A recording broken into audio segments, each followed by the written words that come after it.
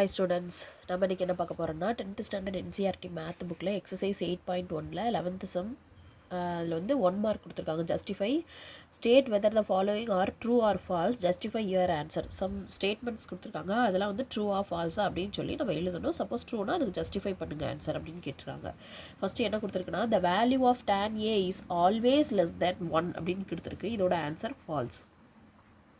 ஏன் நான் ஜஸ்டிஃபை பண்ணுறோம் அப்படின்னா, tan 45ஓட வேல்யூ டிகிரியோட வேல்யூ வந்து 1, லெஸ் தேன் 1 இங்கே கொடுத்துருக்கு. நோ, ஈக்குவல் டு 1 கூட வரலாம், அப்போ வந்து இது ஃபால்ஸ்.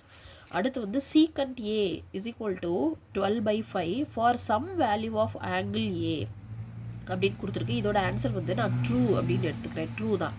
ஏன்னா சீக்கண்டோட வேல்யூ வந்து என்ன வரும்னா, சீக்கண்டுக்கு என்ன வேல்யூ வரும், ஹைப்போடென்யூஸ் பை அட்ஜசன்ட் சைடு அப்படின்னு வரும்.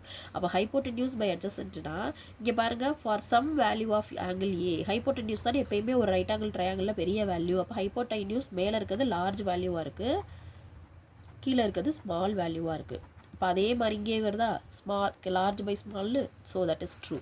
அதே மாதிரி cos A is the abbreviation used for the cosecant of angle A. Cos ஏங்கிறது கொசீக்கண்ட்டாக அப்ரிவியேஷன் பண்ணோம் அப்படின்னு கேட்குறாங்க. So this is false. அப்போ என்ன வரும், கொசீக்கண்ட் கிடையாது, கொசைன்.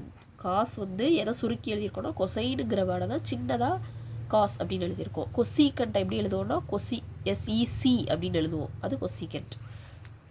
அடுத்து cot A is the product of cot and A, இது என்ன வரும், ஃபால்ஸ். ஏ ஃபால்ஸ்னு வருது. Cot is the product of காட்டையும் ஏவையும் வி காண்ட் மல்டிப்ளை, தனியாக காட் தனியாக ஏ தனியாக மல்டிப்ளை பண்ணுவோம். காட் ஏங்கிறதா ஒரே சிங்கிள் வேர்டு, அதனால் வந்து அதை நம்ம மல்டிப்ளை பண்ண முடியாது. இப்போ அதே மாதிரி என்ன இருக்குது, sine 4/3 for some angle theta, இதோட வேல்யூ என்னது, ஃபால்ஸ்.